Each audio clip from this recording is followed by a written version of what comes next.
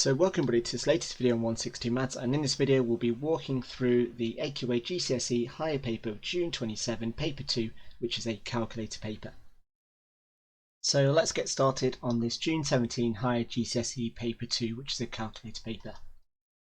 So looking at question 1, it says circle the decimal that is closest to 39/800. Now as this is a calculator paper, all you need to do is just type in 39/800, which gives us an answer of 0.04845, so 0.04875, and then we just need to match up which of these is going to be closer, and the correct answer you should have is 0.049. Then moving on to question 2, it says circle the area that is equal to 36 millimeters squared, and you can see all we've got is centimeters squared. Now for this, with these area conversions, what I would always recommend is you want to think of two numbers that multiply to give you 36. So you could have 6 millimeters by 6 millimeters if we just had a square, and that would give us 36 millimeters squared. Now if I then convert each of those into centimeters, so that's going to be 0.6 centimeters, and that's going to be 0.6 centimeters, and then work out the area, it's going to be 0.6 times 0.6, which again, if I type that into my calculator, so 0.6 times 0.6 gives me an answer of 0.36 centimeter squared. So it's going to be this option here. Then moving on to question 3. So it says work out the midpoint between these two coordinates. Now to work out the midpoint, all we need to do is simply add the x ordinates and divide it by 2. So we're looking at 5. And then we add the y ordinates. So we've got 12 plus 2 divided by 2. Gives me 7. So the coordinate I'm looking for is 5, 7. Then for question 4, it says here is a sequence, and we've got a linear sequence, and we just need to work out the nth term. So again, work out the difference, so subtracting 8.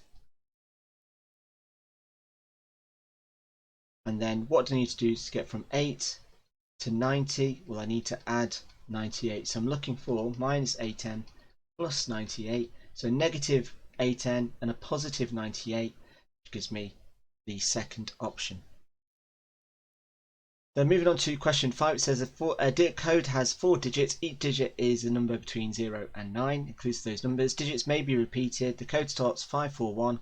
Amy knows that the last digit is odd but not 7. She then chooses a different odd number at random. What's probability to choose the correct one? Well, looking at all the odd numbers between 0 and 9, we've got 1, we've got 3, we've got 5, we've got 7, and we've got 9. Now with regards to this, we know it's odd, so we can eliminate 7. So then we've got 4 other options. Probability it's going to be correct is going to be 1 out of 4. Now moving on to question B, it says the 4-digit code is changed to an even number. The first digit is 3. How many possible codes are there? Now if it is an even number, basically it means that it's going to end either 0, 2, 4, 6 or 8. So looking at this in terms of the second number, well, there's 10 possible numbers that could be. There's 10 possible numbers that the third digit could be, and there's only 5 possible numbers that the last digit could be. So if I do 10 times 10 times 5, gives me an answer of 500. So moving on to question 6a, it says complete the table of values for y equals x squared minus 2. Or x squared minus x minus 2 rather. So here what we want to do is you can use a table function on your calculator, or we just need to substitute the numbers in the x row into this. So to work out this first value, all I've got to do is substitute x equals minus 2. So wherever I see an x, I'm going to swap it with a minus 2 for this one. And working that out, that gives me an answer of 4. Now when you're working with negative numbers, always put the negative numbers in brackets. Just be mindful of the bracket, the powers go outside. For this one here, I'm going to do exactly the same, but instead replace x with minus 1. And that should give me an answer of 0. And finally, for this one here, I'm going to enter 2 squared minus 2 minus 2, 0. Now what I then want to do is, for b, it then says plot the equation. So I'm going to plot these coordinates. So just move the graph down a little bit, and let's plot this. So minus 2 we've got 4, 1 we've got 0, 1 we've got -2, 1 we've got -2, 2 at 0, and 4. Now, often students always forget to join these points up, but we do need to join them up, and if you fail to join up, you are going to lose a mark. Now, the other thing to bear in mind is that this should be a curve, so it should be like a parabola, like a U shape. So it should look like this. Now, it doesn't need to be a work of art, but your line should go through all the points, which mine does, and have the shape of U or smiley. So then it says write down the x coordinates of the turning point. So we're looking at this point here. So our turning point is where the gradient changes from being negative to positive, positive to negative. But we're getting basically a change gradient. And it's at this point here. So what we want to try and do is be as accurate as possible for this particular question, in which you're probably looking at an answer of around, I would say minus 2.25, and it's going to be at a half. So something along those lines would be absolutely fine from there. But as long as you're reading what this coordinate here is going to be, obviously what that question is doing is making sure you've not put a flat bottom on the 2 points between x is 0 and 1. Moving on to our next question. So question 7, it says use trigonometry to work out the length of x. So again, first thing we want to do is label the triangle. So we've got hypotenuse, we've got opposite, and we've got our theta. So which trig ratio uses O and H? Well, that's going to be sine. So I've got sine theta equals over H. I've got sine 72 equals x over 8. Take the 8 over by multiplying. So I've got 8 times sine 72. Again, if I put that into my calculator, 8 times sine 72, I get an answer of 7.60845213. Now the question doesn't ask me in terms of rounding, so I could just simply copy the answer on the calculator. I certainly wouldn't round it to the nearest whole number. At worst, I would write it to 1 decimal place. I'm going to write it to 2 just to play safe, and that's to 2dp. But always state what you've rounded it up to and try not to go for a whole number if your answer is a decimal. Moving on to question 8, it says Lily goes on a car journey. The first 30 minutes, her average speed is 40 miles per hour. She then stops for 15 minutes. She then completes the journey at an average speed of 60 miles per hour. The total journey time is 1 hour. And the first part of the question is asking us to draw a distance time graph for her journey. So let's have a look by zooming out a little bit. So let's have a look at plotting all of this bit of information. So for the first 30 minutes, so let's just have a look at this. She's trying to get average speed of 40 kilometers. So 40 miles per hour equals 40 miles in 60 minutes, which therefore means that she's going to travel 20 miles in 30 minutes. So then what I then need to do is plot the 30. She's traveled 20 miles, so then just join those 2 points with a straight line. So if I just get my ruler or a straight edge, join those points up. You can see the question's worth 3 marks, so I'm going to get a mark for every single stage that I correct do. And just try and be as accurate as possible when you are doing this. And the next thing then says that she rests for 15 minutes. So then that means we're going to have a flat horizontal line for 15 minutes. So that's going to take us up to 5 minutes. Marking there. So let's delete that. And try.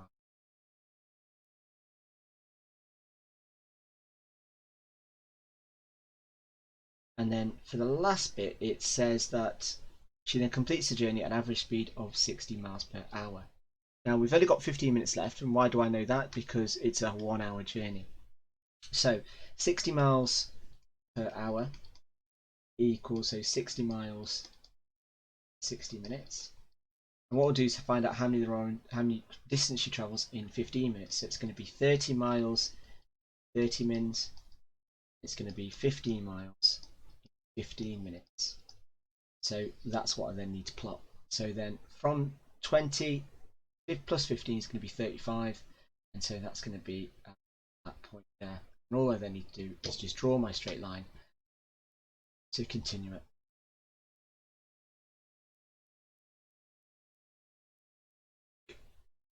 So Now the question doesn't say what direction she's gone for after she's rested. So in theory, we could have joined that point there. Because there's no indication about where she's going or what she's doing. All we know is that she's in the car for an hour. So if you were to then move down rather than up, or have positive gradient, negative gradient, that should still get you the mark as long as your lines are straight. Now the question then asks for 8b, what is the average speed? So for this, the speed is equal to distance over time. And what you then want to do is work out what's the total distance that she's travelled.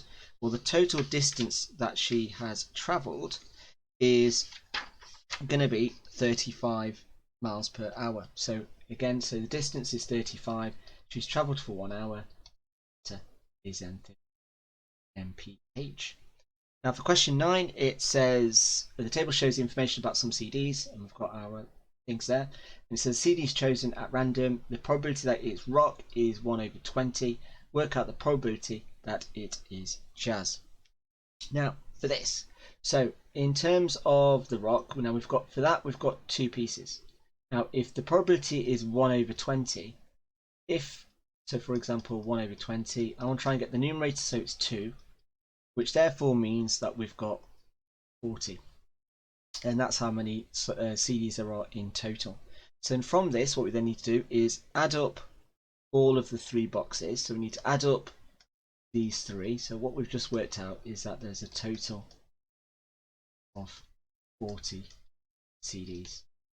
So then if I then do 2 plus x plus 2x plus 5 equals 40, simplifying all of this, I get 3x plus 7 equals 40, and then take the 7 over to the side, in which I get 3x equals 33, so x equals 11. So if x equals 11, then the number of rock, we've already been told, equals 2. Pop is going to be 11, and jazz is going to be 2 times 11 plus 5, which is 27. Now the question asks for the probability for someone picking a CD of jazz, so it's going to be then 27 over 14. Does that simplify? No, so I leave that as my final answer. If you want to leave that as a decimal, then that's absolutely fine as well. Now the question 10 says the pie chart shows information about voters in an election. 3,360 more women voted more than men. Work out the total number of voters. Now looking at this, we know that if the angle for men is 110, then the angle for women is going to be 250 degrees. Now the difference in vote must be sort of proportional to the difference in the angle. So the difference in voters is 3,360, and the difference in the angle is going to be 140 degrees. So what we'll do is work out how many degrees are there for one person.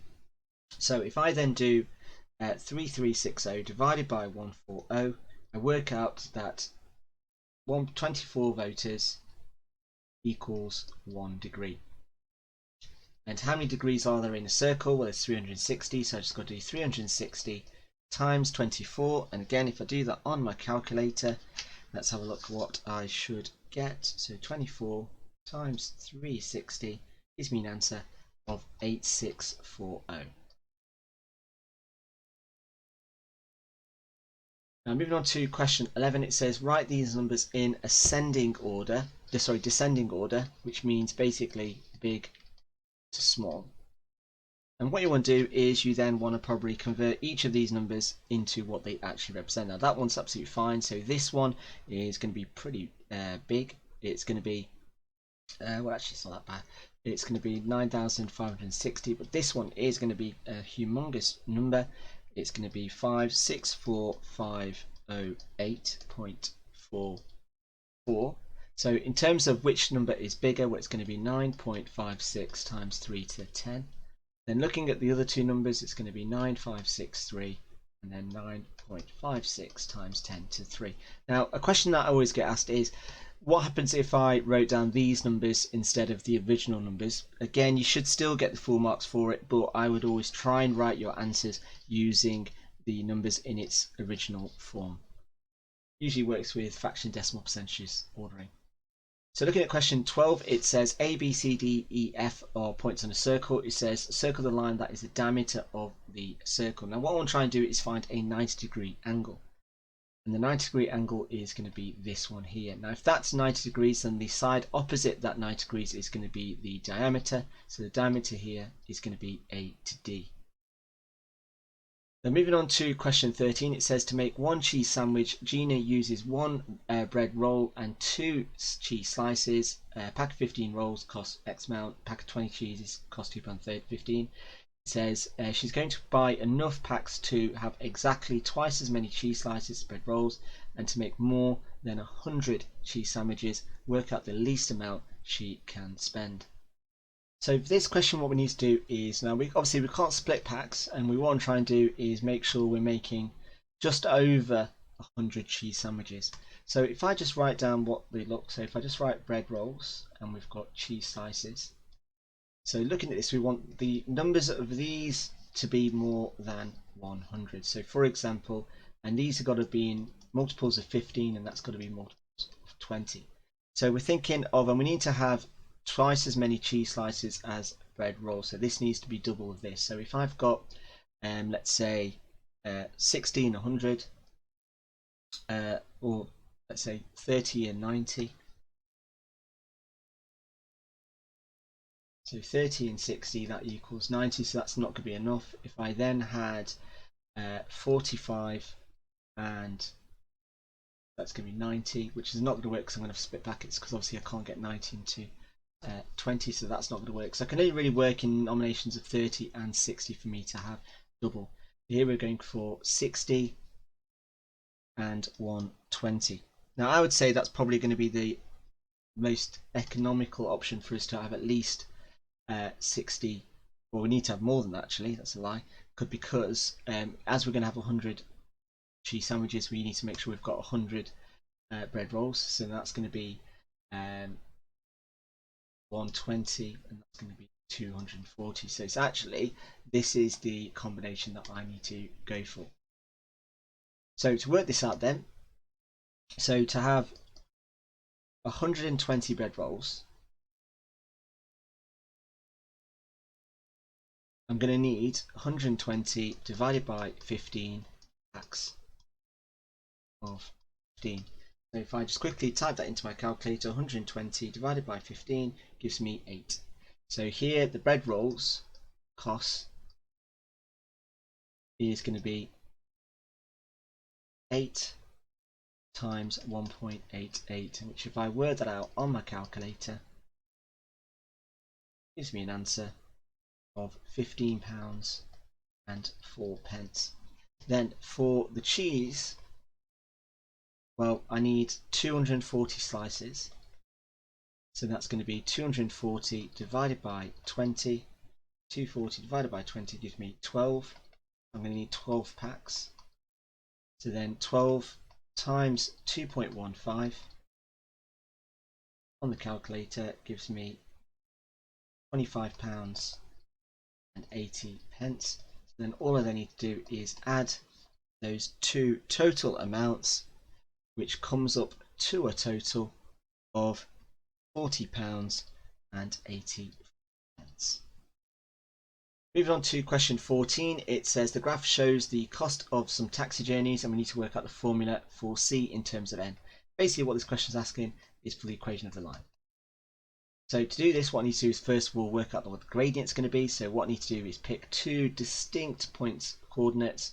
I'm going to go for those two, and then work out the gradient and the height of that. So for this, it's going to be, length is going to be 5.5 minus 2.5, which gives me an answer of 3. And looking at it going across, it's going to be 5. So here, my m, or the gradient, is going to be 3 over 5. Now in terms of the c, where it crosses the y-intercept, that's going to be at 2.5. And there I've got my two components to then work out what y equals mx c is going to be, because it's a straight line. Now, there's no indication about how they want me to write the formula, so I can pretty much choose exactly how I want to do it. There's no asking for the coefficients to be in terms of decimals or as whole numbers. So looking at this, then I can either write the equation as y equals 3/5 x, or n actually say, get rid of the letters. Here we've got c equals, and it's going to be 3/5 of n plus 2.5, or 5/2. And so there's different ways. You can either write c equals 0.6 n plus 2.5. So anything along those lines would be absolutely fine. Moving on to our next question. So it says question 15. It says Sammy is trying to work out the exact value of y using Pythagoras. It says here is her working out, and the question's asking for part A is what error has she made in her working. Well, going through the steps, her error is here. So when you have got 2y, so 2y squared equals 4y squared, not 2y squared, which is what she has done. And then for B, it then says Katie works out that y equals 5. Y cannot be 5 because the hypotenuse should be the longest side, and the other sides are longer than 5 centimeters. Is Mel correct? Well, let's go back to the diagram. So, well, actually, the hypotenuse is not 5, it's 2y, so it's going to be longer. So, issue correct? No, because the hypotenuse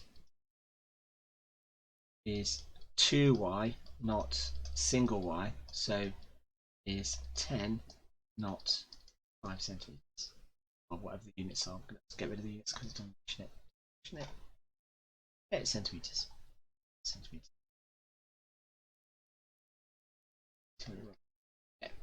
So next question 16, it says here is a box plot. It says circle the median value. Now the median value is basically where the line inside the box is.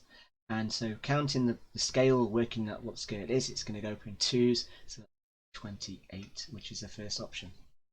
So looking at question 17, it says P is a rectangle with length of 50 centimeters and a width of x centimeters. Q is a rectangle with a width of y centimeters. The length of Q is 20% more than the length of P, and the area of Q is 10% less than the area of P. Work out the ratio of x to y in its simplest form.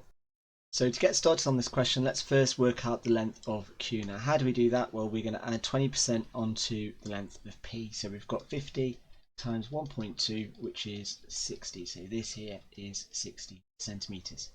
Now, in terms of the area, this is 50x. Now, if this is 10% less in terms of its area, then the area of Q is going to be 45x. If I then work out what the area of Q actually is, well, that's going to be 60y, which basically means that these two things here should be equal. So 60y equals 45x. Now from this, what I can then do is simplify that in its most simplest form. So here I've got 4y equals 3x. And so what we're wanting is we want to have x over y equals, and then what does that equal? Well, if I take the numbers over to the other side, I'm going to end up with 4 over 3. So then that then becomes 4, 3 as my final answer. Then moving on to our next question, question 18, it says that a school has 86 teachers, 42 are male, 44 are female, a third of the male teachers have blue eyes, a quarter of the female teachers have blue eyes, and we just need to complete this Venn diagram. So when dealing with a Venn diagram, what you want to try and do is always start in this middle area here. And what does that middle area represent? It represents males with blue eyes. Now, we know that a third of male teachers has that, so we're going to need to work out a third of 42. So again, if I just do that on my calculator, third times 42 equals 14. So this is going to be 14. Now, the next thing we then need to do is then do some subtractions. So for this number here, that's going to be the number of men, which is 42. Take away the ones that I've already got, which is minus 14. So I've got 42. Take away 14, which gives me 28.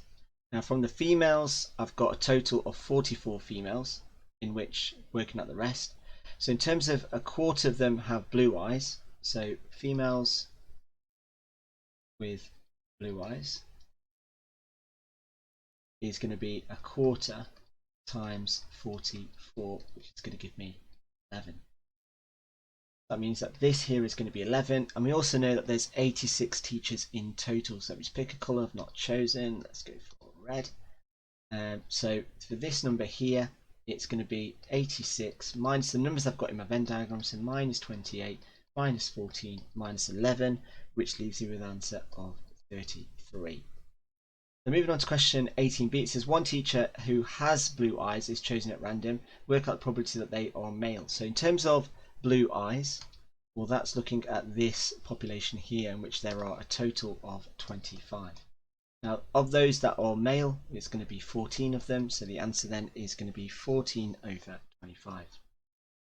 Question 19, it says that Rana sells 192 cakes in the ratio of small, medium, large, and we've got 7, 6, and 11. The profit of one medium egg is twice the profit of one small egg, and the profit of one large cake is cake, and the profit of one large cake is 3 times the profit of one small cake. Total profit is £532.48. Work out the profit of one small cake. Right then, so first thing we need to do is work out how many of each size cake does she have. So work out amount of each size. Now how do we do that? Well, we add the numbers in the ratio, so we've got 6 plus 7 plus 11, which gives us 24. And then we're going to divide the total number of cakes, so it's going to be 192 divided by 24 equals 8. So then we've got 7, 6, 11, small, medium, large, times each of these numbers by 8.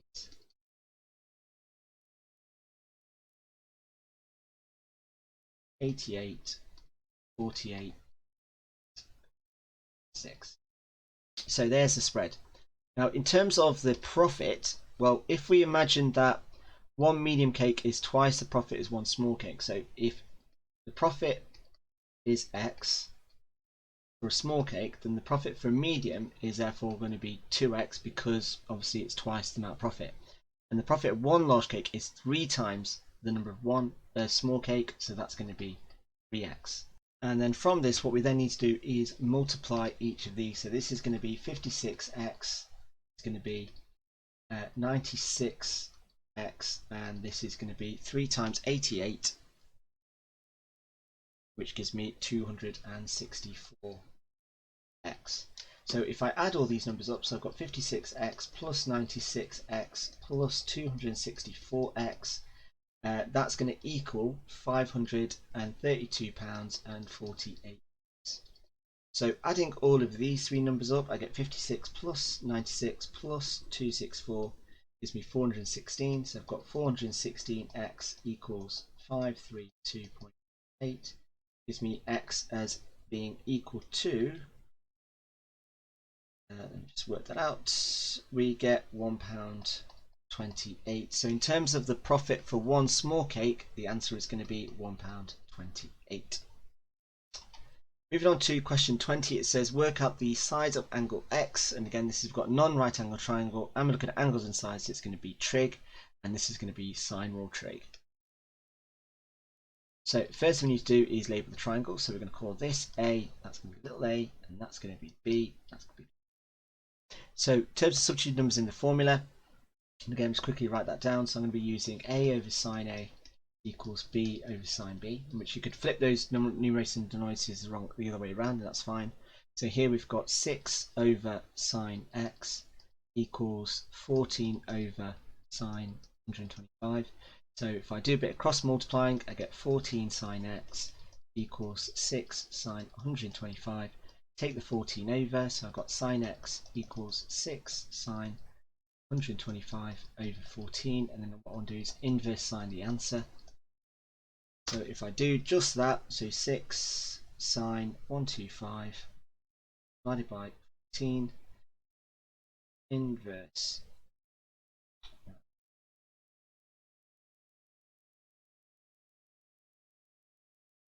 and then do the inverse sine of the answer, should get an answer of around about 20.55, 20.6 to 1. Moving on to question 21, it says solve this looks like a quadratic to 2 decimal places. So the fact it says that means I'm going to go straight into using the quad formula. Now before you go on to solve any quadratic, you need to make it equal to 0. So I've got 5x squared minus 10x minus 4 equals 0. So here a equals 5, b equals minus 10, c equals minus 4. So x is going to equal, and then substitute it in, I get minus minus 10 plus minus square root minus 10 squared minus 4 times 5 times minus 4 all over 2 times 5. Now personally I would simplify that first. So here we've got 2 minuses make a plus, so that's 10, plus minus, and I've got 100 minus 4 times 5, which is 20, times minus 4 is minus 80, over 2 times 5, which is 10. So substituting, simplifying it, I get 10 plus or minus root of 180 over 10, and this is where I then type it into my calculator, which I should get the answer of 2.34 or 0.3 minus 0.34, and they're the answers to 2 decimal places. Moving on to question 22, it says a ball is dropped vertically and falls d meters in t seconds. The d is directly proportional to the square of t. The ball drops at 45 meters in the first 3 seconds. How far does the ball drop in the next 7 seconds? So let's have a look at this. So first of all, let's set up our parameters. So we know that d is directly proportional to the square of t. So then working this out, we replace the proportional symbol with equals k. And then to work out k, we substitute these numbers in. So when d equals 45, t equals 3. So here we've got 45 equals 9k. So k equals 5. So the formula then is going to be d equals 5t squared. Now the next question then says how far does the ball drop in the next 7 seconds? So what we then need to do is add these two numbers up. So what we're wanting is t equals 10. So d equals 5 times 10 squared, which will give me an answer of 500. Now, what I then need to do is, or to see how far the ball dropped in the next 7 seconds, is then take that away from the first 3 seconds, which was 45, which gives me an answer of 455 meters. Moving on to question 23, it says we've got a vector diagram. It says, is BCD in a straight line? So if BCD is in a straight line, then B to C equals a factor or a common, so just write K to C to D. It's either B to C has got to be a factor or a multiple of C to D, and that's what I need to first find. So if I first work out what B to C is, now B to C, what I need to do, I need to do 5A minus 2B minus 3A minus B. And simplifying all of that, I get 2A minus 3B. Then if I then work out what C to D is, well, that's going to be 3A plus B plus 3A minus 9B. And simplifying all of that, I get 6A minus 8b. Now, is that a factor of that? Well, I need to multiply by 3, so the answer is no. BCD is not in a straight line.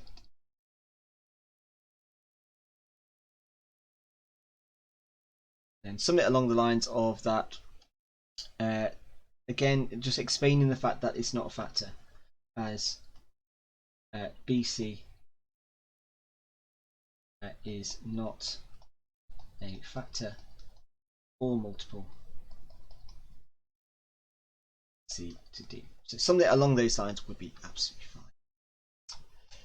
Moving on to question 24. So it says 48 students completed some homework. The histogram shows the information about the times taken. Work out the estimate of the interquartile range. Now for this, what we need to then work out is whereabouts does our interquartile range actually lie. Now in terms of this, what we need to do is first of all work out how much there are in each one. Now 48 students, so the lower quartile is going to be a quarter of 48, and a quarter of 48 is 12, and the upper quartile is going to be 3/4 of 48, which is going to be answer 36. So what I need to do is find the times of the 12th person and the 36th person. So first things first, what I'll do is work out the area of each of these bars. Now to work out the area of each bar, just times the length by the width. So I've got 1.6 times 5, which is 8. So there's 8 people there. 10 times 0.8 is 8. Then 10 times 0.12 is 12. And then it'll be 20 times 1 and 20. So to find the 12th person, I'm going to need 4 people from this middle box here. So I need to find the 4th. So what I need to do is split this box into 2. And if I split that box into 2, then that's going to give me 10. So that's my lower quartile value. Now, so then to work out the upper quartile, I need to work out 36 people, where the 36th person is going to be. Now if there's 48 people, then what I need to do is 48 take away 36, which means 12. So I need to take away, so I need to minus 12 people from this box. Now if one person represents a row of a single box, then I just need to take away 12 from 45. So 45 minus 12 is going to give me 38. No, 42 is going to give me 45 minus 12 is going to give me 33, which is about there. So my interquartile range is going to be 33 take away 10, which should give me an answer of around 20. Is my final answer for that one. Then moving on to question 25, it says the diagram shows a logo ABE and DCE are congruent triangles. ABCE is sector of a circle, E with centre E. Show that the area of the logo is 510 centimeters squared, 2 sig fig. So first things first, what we need to do is work out the area of each of these. So if I just label this 1, 1 and 2. So the area of 1, and if I just draw that triangle out, so here I've got 38, I've got 15, 26. So for this, because I don't know the height, I need to use half AB sine C. So A equals 15, B equals 26, and C equals 38. So substituting that in, what do I get? Well, I'm going to get 0.5 times 15 times 26 times sine 38. I type that into my calculator. I get an answer of 120.0539877. If I multiply that by 2, because I've got 2 of them, and just because it's on my calculator, so the 2 triangles area is going to be equals, the total is going to be equal to 240.10774. In terms of the sector, well, first things first, what I need to do is work out what the radius is. So for the sector, I need the radius. And how do I do that? Well, I'm going to use the cosine rule. So this is 38, this is what I'm trying to find, this is 15, and this is 26. So what I've then got is I've got x squared equals 15 squared plus 26 squared minus 2 times 15 times 26 times cos of 38. And so x squared equals, and so I'll just quickly type that into my calculator.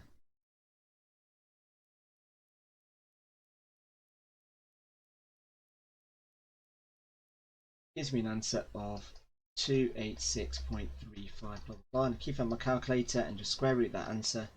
It gives me an answer that x equals 16.922 to 3 decimal places. So this length here is 16.922.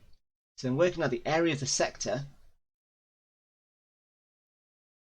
and the formula I use for that is going to be theta over 360 times pi r squared. Theta in this case is 108. So it's 108 divided by 360 times pi times 16.922 squared. So typing that all into my calculator, 108 over 360 times pi times the radius squared, I get an area of 269.880064. So to get the total area, all you need to do is add this number to this number, in which then I get so the total area is going to be 240.1 plus two significant figures. So again, so 240. Let's just round these measurements up. We get 240 plus 270, which equals 510. That's what I want to prove. So then moving on to question 26a, it says sketch of a quadrilateral ABCD is shown and ABC is enlarged by scale factor of b with scale factor of third. Circle the vertex that is invariant. Now invariant means that it does not move. So here if the center is at B, then basically which one is not going to move? Well, clearly it's going to be B because that is going to stay the same. The sketch of the quadrilateral PQRS is shown and it says reflected on y equals x. So y equals x is here. And circle the vertex invariant. Which one is not going to move? Well, it's going to be P because P is on the reflection line, so that is not going to move. Then working out with question 27, it says the function hx is equal to a cube root of x. All the values of all of x. On the grid, draw the graph of the inverse function. Now, if h of x is equal to the cube root of x, then to work out the inverse function, I make the function equal to y, and then make y the subject. So here I'm going to have y cubed equals x, and then once I've got that, then replace the y with x. So the inverse h of x is going to be y cubed. So the graph I want to plot is y cubed. So from this, what we then do is, well, 0 cubed is 0, 1 cubed is 1, 2 cubed is 8, and then looking at the reverse of those, so minus 1 cubed is minus 1, and minus 2 cubed is minus 8, and what you then want to do is just try your best to draw a cubic y equals cubed and make sure that you join the points up and it's as smooth of a curve as possible. Then with 27b, it says for all values of x, f of x equals sine x and g of x equals x plus 90. On the grid below, draw the graph of the composite function fg of x between the values of 0 and 360 for x. So for this, what we're going to end up with is fg of x is going to equal sine of x plus 90. So from this, what we then want to plot is this. Now this is basically a shift of 90 degrees to the left. So if I plot sine x, and the graph of sine x looks like this, and what I want to do is I want to shift this graph 90 degrees that way. So 90 degrees that way is that this point at 0 is now going to be here. This point here is now going to be this. So what it's going to look like is, so we're starting at 1 and we then just go up in terms of 90. So it's actually going to represent this graph, which we should end up with something that looks like that. And that concludes the end of this paper. So what I'll do is, obviously if you mark your paper, I'll put the grade boundaries in the description below so you can see what you've scored on this individual paper. So then to work out the upper quartile, I need to work out 36 people, where the 36th person is going to be. Now if there's 48 people, then what I need to do is 48 take away 36, which means 12. So I need to take away, so I need to minus 12 people from this box. Now if one person represents a row of a single box, then I just need to take away 12 from 45. So 45 minus 12 is going to give me 38. No, 42 is going to give me 45 minus 12 is going to give me 33, which is about there.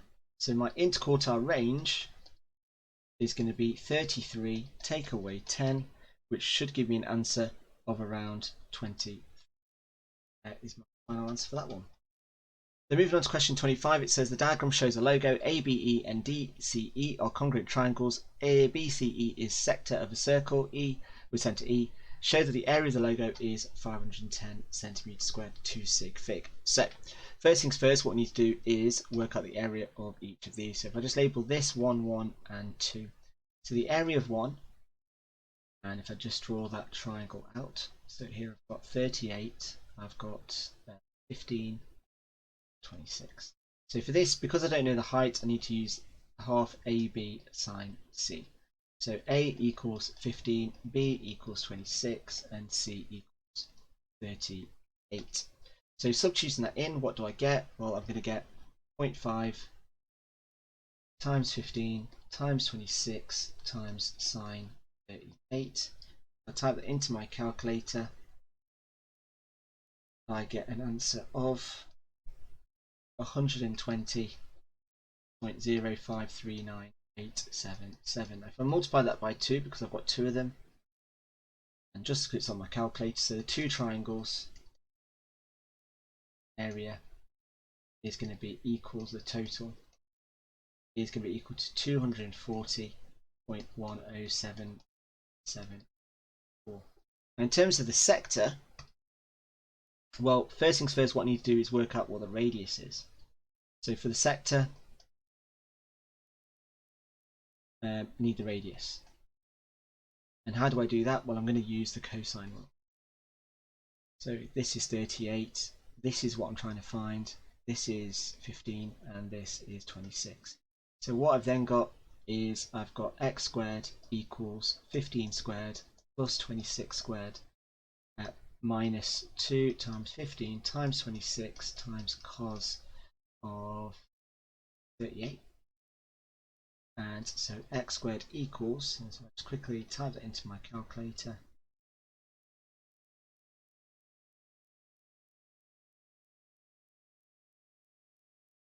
Gives me an answer of 286.35 blah blah blah. And I keep on my calculator and just square root that answer. It gives me an answer that x equals 16.922 to 3 decimal places. So this length here is 16.922. So I'm working out the area of the sector, and the formula I use for that is going to be theta over 360 times pi r squared. Theta in this case is 108, so it's 108 divided by 360 times pi times 16.922 squared.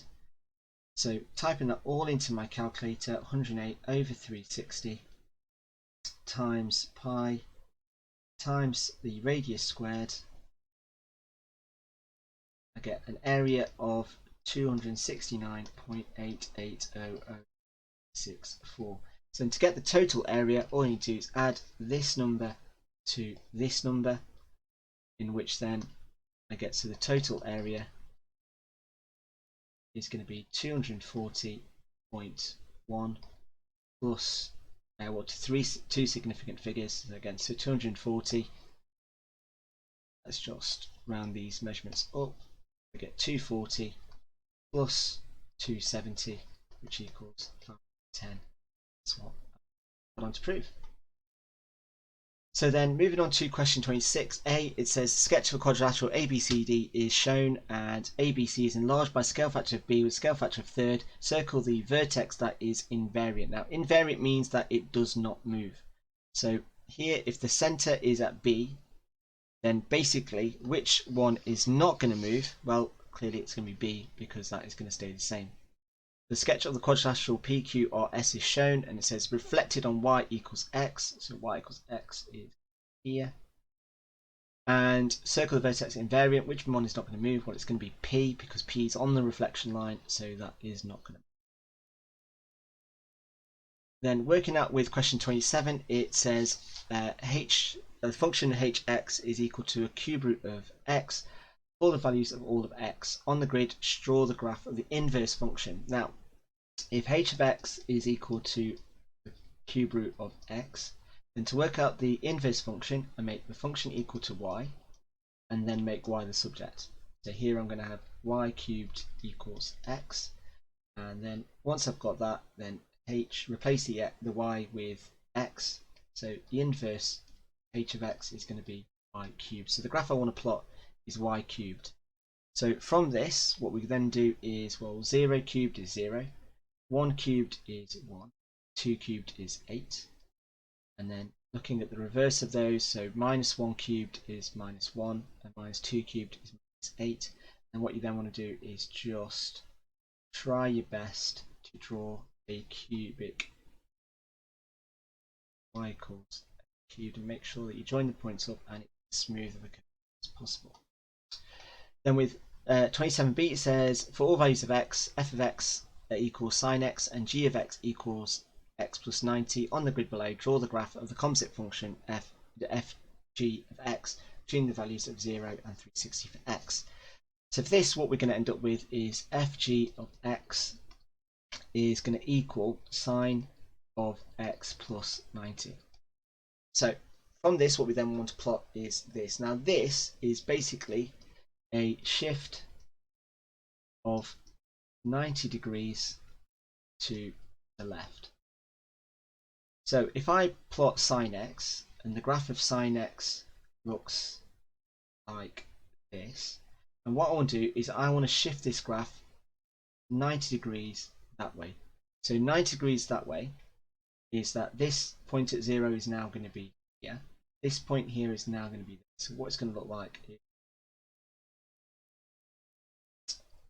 so we're starting at 1 and we then just go up in terms of 90. So it's actually going to represent this graph,